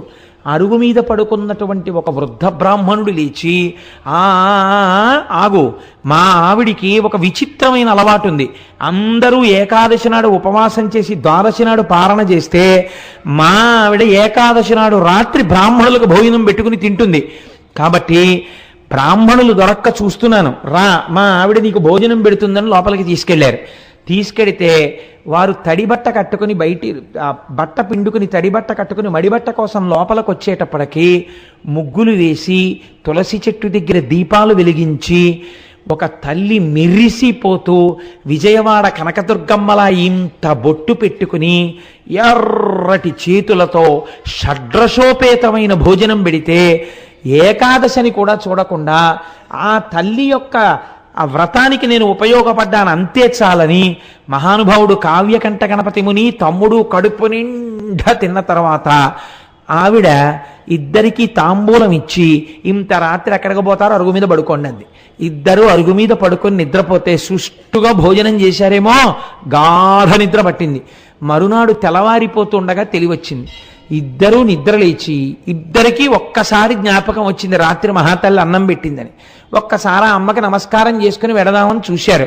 వాళ్ళిద్దరూ పడుకున్నది ఒక వినాయకుడి గుడి అరుగు మీద ఉన్నారు. ఇదేమిటి వినాయకుడి గుడి అరుగు మీద ఉన్నామేమిటి? మనం రాత్రి అన్నం తిన్నాం కదా, మనకి పెట్టినట్టు గుర్తు తాంబూలాలు కూడా పక్కన ఉన్నాయి కదా, వినాయకుడి గుడి మీద ఉన్న గుడి అరుగుల మీద ఉన్నామేమిటని ఇద్దరు తెల్లబోయారు. అమ్మవారు అనుగ్రహించింది. చిత్రం ఏమిటో తెలుసా అండి? అరుణాచలేశ్వరుడు కావ్యకంఠ గణపతి ముని కన్నీటితో కవిత్వం రాయించాలనుకున్నాడు. మామూలుగా కూర్చుని కవనం అంటే రాసేస్తాడు. అసలు కావ్యకంఠ గణపతి ముని యందు విపరీతమైన ఆర్తి పుట్టించి కని విని ఎరుగని కవిత్వాన్ని సృష్టించాలనుకున్నాడు. తినడానికి తిండి దొరకలేదు ఇంత గొప్ప బ్రాహ్మణుడికి. కావ్యకంఠ గణపతి ముని అంటే ఎటువంటి వారో తెలుసా అండి? ఆయన ఒక వేద పాఠశాలలో పనిచేస్తుంటే 10 రోజులలో తమిళం నేర్చుకుని తమిళం మాట్లాడితే మీకు ఉద్యోగం ఇస్తామన్నారు. ఆయన అన్నారు 15 రోజులు టైం ఇచ్చారు. 15 రోజులు అక్కర్లేదు, 10 రోజులలో తమిళంలో మాట్లాడతాను, తమిళంలో రాస్తాను, తమిళంలో చెప్తాను అన్నారు. 10 రోజులైన తర్వాత ఆయన మాట్లాడిన తమిళానికి ఆయన రాసిన తమిళానికి ప్రధానోపాధ్యాయులు ఆశ్చర్యపోయారు, ఇలాంటి తమిళం మనకి ఎవరికీ రాదని. అంతటి మహాపండితుడు ఆయన. ఒకసారి చెన్నైలో కూర్చుని సంస్కృతంలో ప్రసంగాలు చేస్తుంటే కాలేజీ స్టూడెంట్స్ వచ్చి పరిహాసం చేశారు. ఈ వెర్రి బ్రాహ్మడికి ఏం తెలుసు, సంస్కృతంలో మాట్లాడతాడు, షేక్స్పియర్ డ్రామాస్ ఎలా ఉంటాయో ఈయనకి ఏం తెలుసు, మ్యాక్బత్ నాటకం ఈయన ఎలా ఉంటుందో అని. అంటే ఆయన అన్నారు, ఈ మాటలు చెప్పిన పిల్లవాడిని వేదిక మీదకి పిలుస్తున్నానన్నారు. వచ్చి కూర్చో, మ్యాక్బత్ నాటకం చాలా గొప్పదంటున్నావు కదా, షేక్స్పియర్ ఎంత అందమైన ఇంగ్లీష్లో చెప్పాడని నువ్వు అనుకుంటున్నావో ఆ పొయిట్రీ నువ్వు చదువు. ఈయనకి వచ్చా అంత ఇంగ్లీషు, నువ్వు చదువు. అంతకన్నా అందమైన సంస్కృతంలో అది మాట్లాడుతున్నప్పుడు వినేవాళ్ళకి అర్థం కాకపోయినా ఎంత అందంగా ఉంటుందని నువ్వు అంటున్నావో అంతకన్నా అందంగా నేను అదే భావాన్ని సంస్కృతంలో మ్యాక్బత్ నాటకాన్ని చెప్తానన్నారు. తెల్లబోయారు వాళ్ళు, ఎలా చెప్తారీనా అని. ఆ పిల్లవాడు వచ్చి వేదిక మీద కూర్చుని మ్యాక్బత్ నాటకాన్ని ఇంగ్లీష్లో చెప్పాడు. ఇంగ్లీష్లో ఆయన చెప్తుంటే యథాతథంగా అలా వినేసి ఒక చాప్టర్ అయిపోయిన తర్వాత ఆయనకి ఎలా అర్థమయ్యేదో సరస్వతీ కటాక్షం సంస్కృత భాషలో మ్యాక్బత్ చెప్తుంటే ఆంగ్ల పండితులు కూడా తెల్లబోయారు, అయ్య బాబోయ్ సంస్కృతంలో మ్యాక్బత్ ఇంత అందంగా ఉంటుందా అని. అది కావ్యకంఠ గణపతి అంటే. ఆయన సామాన్యుడు కాడు, సాక్షాత్ వారణాసిలో డుంటి గణపతి అనుగ్రహం చేత పుట్టినవాడు. వారి చేత అద్భుతమైన కవిత్వం చెప్పించాలనుకున్నారు అరుణాచలేశ్వరుడు. ఎక్కడికి వెళ్ళినా అన్నం పుట్టలేదు. ఆఖరికి ఇళ్ళకెళ్ళి వారాలు అడిగారు, పోని వారానికి ఒక్కరోజు మీ ఇంటికి వస్తాం, భోజనం పెడతారా అని. వారానికి 4 రోజులు దొరికాయి, అది కూడా రోజు విడిచి రోజు రాత్రిళ్ళు భోజనం దొరకలేదు. తమ్ముడు ఆకలో ఆకలో అని ఏడుపు. అరటిపళ్ళు కొనుక్కోరా అని డబ్బివ్వడానికి కానీ లేదు ఆయన దగ్గరే. ఇంత బాధలో ఉంటూ ఆకలి కడుపు మండిపోతుంటే, ఈ బాధతో నేను ఎవరినడగనయ్యా, అన్నం లోకానికి అన్నం పెట్టే అన్నపూర్ణ భర్త, ఎందుకు ఇలా బాధ పెడుతున్నావు, నా కడుపుకి అన్నం పెట్టవా అని రోజు ఓ శ్లోకం రాసేవారు. ఆయన రాసి అరుణాచలేశ్వరుడి దేవాలయం ముందు నించుని గట్టిగా శ్లోకం చెప్పేవారు. ఆ శ్లోకం ఎంత గొప్పగా ఉంటుందో వినడానికి తిరువన్నామలైలో ఉన్న సంస్కృత పండితులందరూ వచ్చి కూర్చుని వినేవారు. విని అబ్బాయి ఎలా చెప్తున్నాడు రా ఇలాంటి కవిత్వం అనేవారు. చిత్రం ఏమిటో తెలుసా అండి, ఎవ్వరూ ఈ పూట మా ఇంటికి భోజనానికి రమ్మని పిలిచేవారు కాదు, ఉత్తరీయాలు దులుపుకుని వెళ్ళిపోయేవారు. ఈశ్వరాజ్ఞ. వాళ్ళకి అటువంటి మనసు లేక కాదు, అలాంటి మనసు పుట్టకుండా చేశాడు శంకరుడు. అలా తప్పిస్తే తప్ప అటువంటి కవిత్వం రాదని హరస్తుతి అని పేరు పెట్టారు. ఆయన పెట్టి శరన్నవరాత్రులు అయ్యాక మొదలుపెట్టారు. కార్తీక మాసంలో కృత్తికా దీపోత్సవానికి ఒక వారం రోజుల ముందు దాన్ని ఆపారు. చిట్ట చివరి రోజున ఆయన అన్నారు, ఈశ్వర, రేపటి రోజున ఇన్నాళ్లుగా నేను చెప్పిన కవిత్వపు ఆఖరి శ్లోకంతో నీకు చెప్తాను. అన్నం పుట్టిందా? పుట్టింది. పుట్టకపోతే నన్ను ఇలా ఉంచాలని నువ్వు అనుకుంటున్నానని కళ్ళంబట నీళ్లు వరదలై కారుతుండగా ఏడుస్తూ ఆ శ్లోకాలు చెప్పారు. అవి వినడానికి భగవాన్ రమణులు కూడా ఆ రోజు దేవాలయానికి వచ్చి కూర్చుని విన్నారు. తెలుసా అండి, ఎప్పుడు ఎక్కడా నిలబడనటువంటి వారు తాను బ్రహ్మజ్ఞానినని తెలిసిపోతుందని ఒక పిచ్చివాళ్ళ తిరిగే శేషాద్రి స్వామి గుళ్ళోకి వచ్చి కూర్చుని అరుగెక్కి కూర్చుని విన్నారు ఆ రోజున ఆ కవిత్వాన్ని. ఇటువంటి బ్రహ్మజ్ఞానులు శ్రోతలై ఉండగా కన్నులంబట నీరు కారిపోతూ ఆ హరవిలాసాన్ని ఆయన శ్లోకాలన్నింటినీ చెప్పారు. చెప్పి ఏడిస్తే ఆఖరి శ్లోకం అయిపోగానే ఊళ్ళో ఉన్న పెద్దలందరూ వచ్చి ఆయన కాళ్ళ మీద పడిపోయారు.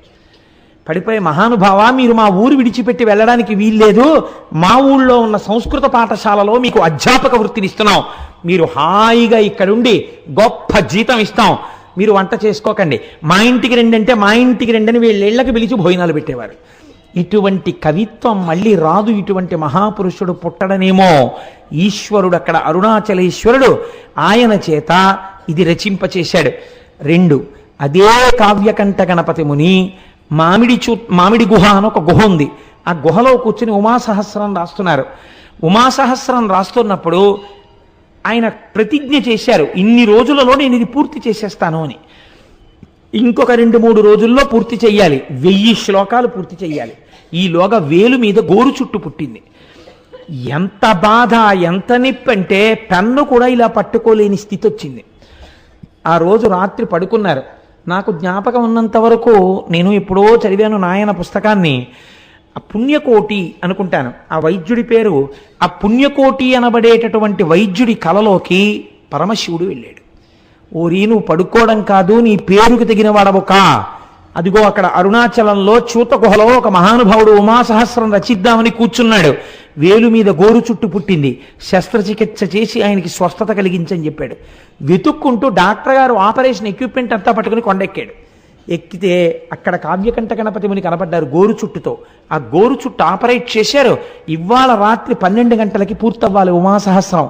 రాత్రి 9 ఎంతో అయింది. భగవాన్ రమణులు వచ్చి గుహలో ఒక అరుగు మీద పడుకున్నారు. మొదలు పెడితే కవనం వెళ్ళిందండి ఆయనకి. 1000 శ్లోకాల ఉమాసహస్రం ఖచ్చితంగా 12 గంటలు అవడానికి కొద్ది నిమిషాల ముందు ఉమాసహస్రం పూర్తయిపోయింది. ఆశువుగా పూర్తయిపోయిన తర్వాత రమణ మహర్షి లేచారు. లేచి, రాసుకున్నావా చెప్పిందంతా అన్నారు. ఆయనే అరుణాచలేశ్వరుడై ఈయన చేత పలికించారు. మీరే పలికించారని గణపతి ముని నిర్ధారించారు. అటువంటి అద్భుతమైన సంఘటనలకు ఆలవాలము అరుణాచలము. మనం ఇవాళ చదువుకుంటున్నటువంటి వాటిల్లో చాలా భాగాలు అరుణాచలేశ్వరుడు, అపీత కుచాంబ వాళ్ళిద్దరి అనుగ్రహంగా వెలగించబడ్డవే. ఆ సుబ్రహ్మణ్యేశ్వర స్వామి వారి యొక్క అనుగ్రహంగా వెలగించబడ్డవే. ఇక్కడే ఒక చిత్రమైనటువంటి విషయాన్ని మీకు విజ్ఞాపన చేస్తాను నేను. వల్లాల గోపురము అని చెప్పి ఒక పెద్ద గోపురం, ఆ లోపలికి వెడుతున్నప్పుడు తూర్పు గోపురాన్ని దాటి వెళుతున్నప్పుడే ఈ కిలి గోపురం అందులోనే ఉంది అని ఈ చిలుక. ఆ రాజు ఈ వల్లాల రాజు గారికి మల్లమాదేవి సల్లమాదేవి అని ఇద్దరు భార్యలు. వీళ్ళ పేర్లు మారే. కొన్ని కొన్ని పుస్తకాల్లో ఈవిడ పేరుని ఇంకొక పేర్లు కూడా వాడారు. కానీ పేరుతో నిమిత్తం ఏముంది? మనకి కావలసినది విషయము యథార్థమైనది కావాలి. ఎక్కడ చెప్పిన వృత్తాంతం మాత్రం ఇదే చెప్పారు. ఈయనకి బిడ్డలు లేరు, బిడ్డలు కావాలని పరితపిస్తున్నాడు. అరుణాచలేశ్వరుణ్ణి సేవిస్తున్నాడు. అరుణాచలాన్ని తిరువణ్ణామలైని రాజధానిగా చేసుకుని పరిపాలన చేస్తున్నాడు. అటువంటి సమయంలో ఒకరోజు కైలాసం నుంచి పరమశివుడు తన ప్రమదగణాలన్నింటితో కలిసి వచ్చాడు. అందరూ జంగమ వేషాలు వేసుకున్నారు. జంగమలందరూ తిరువణ్ణామలైలో ఉన్నటువంటి కళావంతుల ప్రతి స్త్రీ ఇంటికి వెళ్ళిపోయారు. పరమశివుడుగా ఉన్న జంగమ వెళ్ళడానికి ఒక్క కళావంతుల ఇల్లు, ఒక్క నృత్య కళాకారుని ఉన్న ఇల్లు లేకుండా చేశాడు. రాజు దగ్గరికి వస్తే రాజు జంగమదేవరిని చూసి సంతోషపడిపోయి కాళ్ళ మీద పడ్డాడు. మహానుభావా, నీకేం కావాలన్నాడు. నాకొక్క కళావంతుల స్త్రీ కావాలి, నృత్యం చెయ్యాలన్నాడు.